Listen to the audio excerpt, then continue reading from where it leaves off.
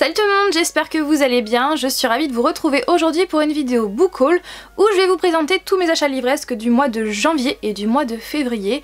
Et pour éviter les doublons, je ne vais pas vous représenter des livres que j'ai achetés récemment et que j'ai lus récemment et que je vous ai présentés dans des vidéos update lecture. Donc pour éviter les doublons, je ne vais pas vous en reparler dans cette vidéo. Pareil pour mes cadeaux de Noël puisque je vous les ai déjà présentés dans ma vidéo Bookshelf Tour. Donc le lien est en barre d'informations, également dans le petit si ça vous intéresse. Voilà, sur ce, eh bien je vais commencer tout de suite, sachant que j'ai pas mal de livres à vous présenter, aussi bien des romans que des comics, donc c'est parti. Je vais commencer par les romans et terminer par les comics. Si toutefois vous n'êtes intéressé que par les comics, eh bien je vous invite à cliquer ici. Comme ça vous allez être dirigé directement vers cette partie comics. Donc tout d'abord au mois de janvier, j'ai acheté le premier ainsi que le deuxième tome de la saga Les Désastreuses Aventures des Orphelins Baudelaire par Lemony Snicket. J'ai adoré la série du même nom qui est sortie sur Netflix au mois de janvier, je l'ai adorée, c'est vraiment, j'ai eu un gros coup de cœur pour cette série. Et du coup je me suis dit pourquoi pas commencer cette saga qui est à l'origine de cette série, mais aussi à l'origine du film qui est sorti en 2009 avec Jim Carrey. Et j'ai vraiment hâte de les lire. Par contre sachez que ces éditions là sont introuvables en magasin, maintenant c'est uniquement d'occasion. Pour ma part je les ai achetées sur Amazon, je crois à 5 ou 6 euros, frais de port compris chacun, donc ça valait vraiment le coup parce que c'est vrai que maintenant on peut plus les trouver hormis en occasion. Et j'ai vraiment hâte de commencer cette saga, sachant que je sais que, alors je sais plus quelle maison d'édition a sorti plusieurs intégrales de cette saga. Pour information, ça peut vous intéresser. Ce livre-là, La Maison des Morts par Sarah Pinsborough chez Milady. Donc c'est pas du tout dans le cadre de mon partenariat, hein. Je l'ai vraiment acheté avec mes propres sous parce que ce livre-là me faisait vraiment de l'œil. J'en entendais beaucoup parler dans des vidéos booktube. Donc j'ai fini par craquer. J'adore la couverture, vraiment elle est trop jolie. Le hardcover, je suis fan aussi des tranches noir. En plus de ça, j'adore le résumé et surtout ce qu'il y a marqué sur la 4e de couverture. Bouleversant et totalement captivant, je ne pouvais pas le lâcher, et donc c'est Stephen King qui a dit ça. Donc franchement, ce livre promet. Et j'ai vraiment hâte de découvrir la Maison des Morts et ce qu'il y a à l'intérieur. Peut-être que vous ne le savez pas, mais j'adore les zombies. D'ailleurs c'est pas pour rien que la série The Walking Dead est l'une de mes séries préférées, si ce n'est ma série préférée de tous les temps. C'est pourquoi j'ai acheté le guide de survie en territoire zombie par Max Brooks chez le Livre de Poche. Attention, ça ne rigole pas. Je l'ai pris parce qu'il me faisait de l'œil depuis pas mal de temps et surtout je me suis dit que, eh bien en cas d'attaque zombie, eh bien comme ça, grâce à ce livre, je serai pareil, puisqu'à l'intérieur vous avez plein de... Enfin c'est vraiment un livre qui regorge de conseils, d'astuces, de techniques pour survivre en territoire zombie et je pense que je vais adorer, sachant qu'en plus à l'intérieur il y a pas mal de petits dessins voilà, pour agrémenter le texte, c'est très sympa, voilà, enfin il y a plusieurs... Franchement je trouve ça cool, c'est vraiment une très bonne idée. Donc voilà, ce livre peut vous sauver la vie. J'espère. Voilà, j'espère qu'il me sauvera la vie en cas d'attaque zombie, j'espère. En tout cas j'ai hâte de le lire. Chez Nose, récemment j'ai acheté Invisibilité par Andrea Cremer, donc auteur de Nightshade, et David Levitan, auteur de Will and Will avec John Green, mais notamment David Levitan a écrit À comme aujourd'hui, un de mes plus gros coups de cœur de l'année 2015 si je ne me trompe pas. Et donc j'ai vu ce livre là, Invisibilité, qui me tentait depuis pas mal de temps et je l'ai vu chez Nose, je l'ai acheté chez Nose pour 2,99€ au lieu de 15,95€, donc ça valait carrément le coup. Et donc voilà, donc c'est l'histoire en fait de Stephen qui est invisible depuis toujours, et parce qu'il a une malédiction, sauf que un jour eh bien il va comprendre que Elisabeth le voit, elle seule peut briser le sort au risque de les séparer à jamais. Et je trouve que voilà, je trouve le résumé hyper touchant, donc j'ai hâte de voir ce qu'il y a à l'intérieur. Après avoir lu Alice au Pays des Merveilles de Lewis Carroll, je voulais absolument lire d'autres œuvres originales et donc par conséquent j'ai choisi Peter Pan de James Barrie chez les éditions Librio, donc je l'ai acheté 2€ sur Amazon.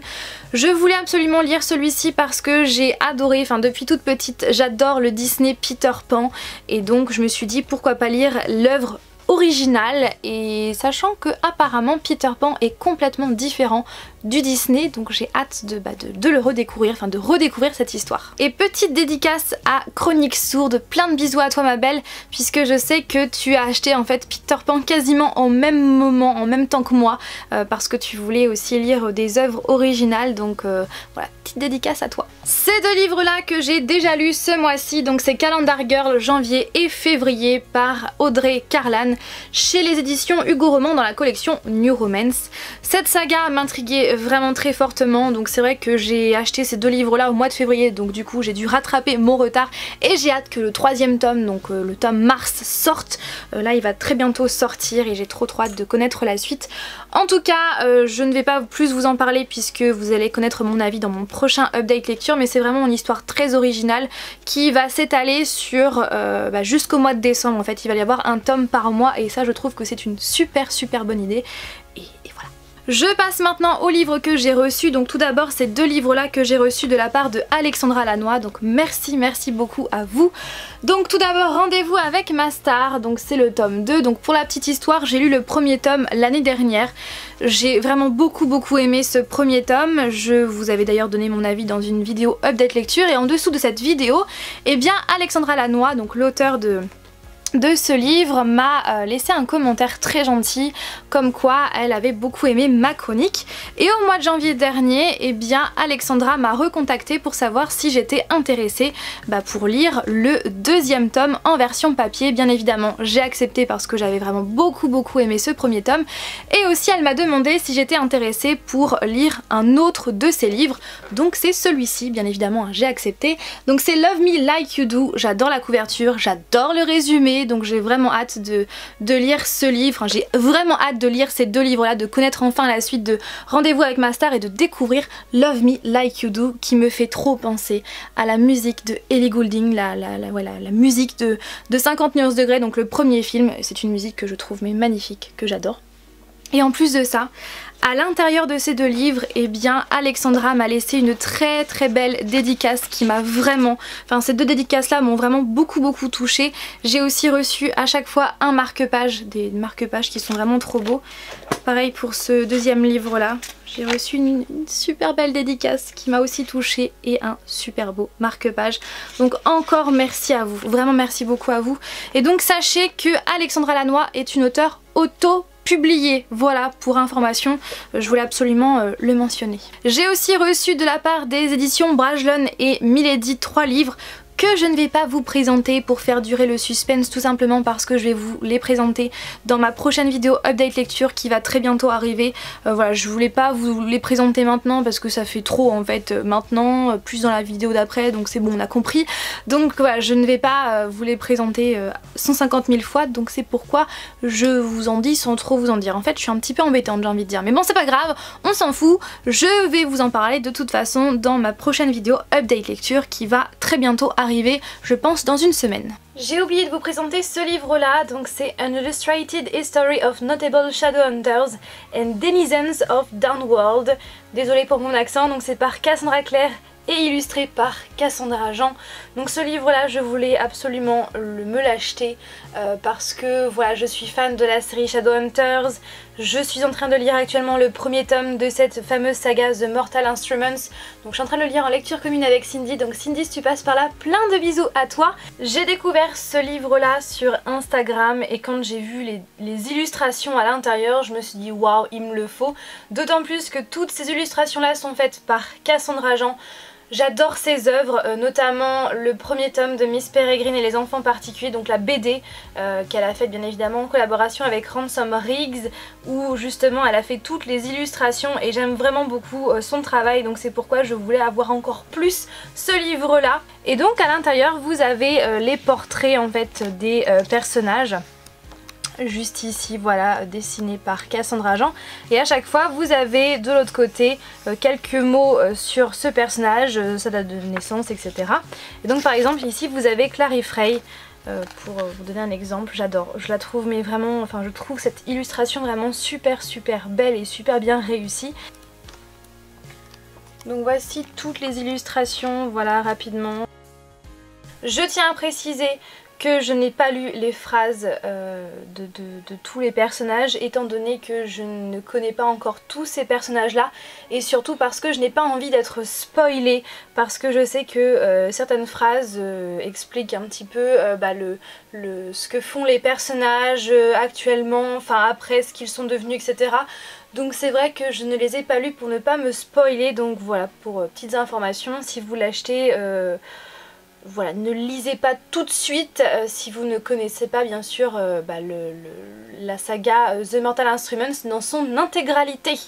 Voilà, mais moi je l'ai vraiment acheté pour tous ces portraits, et puis c'est un très bel objet livre en hardcover, je l'aime beaucoup. Je passe maintenant aux comics puisque j'en ai 4 à vous présenter, donc oui ça fait pas beaucoup, c'est vrai, mais pour ma défense je compte en fait, en ce moment j'ai envie de diminuer à pile à lire avant d'en acheter d'autres, donc c'est pourquoi j'essaye de freiner un petit peu les achats comics pour vraiment lire ce que j'ai derrière moi.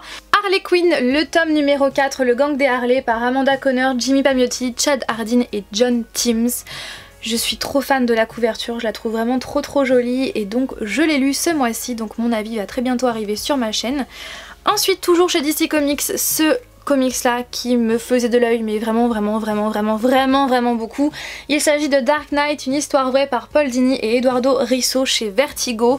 Donc ce comics là me tentait vraiment énormément, d'ailleurs je vous l'avais dit dans ma vidéo top 10, enfin dans mon avant-dernière vidéo top 10 des livres que j'attends avec beaucoup d'impatience, puisque en fait ce comics là retrace l'histoire de Paul Dini après son agression dans la rue, et je suis sûre que ce comics va être hyper touchant. En tout cas j'ai feuilleté, j'aime beaucoup les dessins, et je trouve que Paul Dini est vraiment très ressemblant.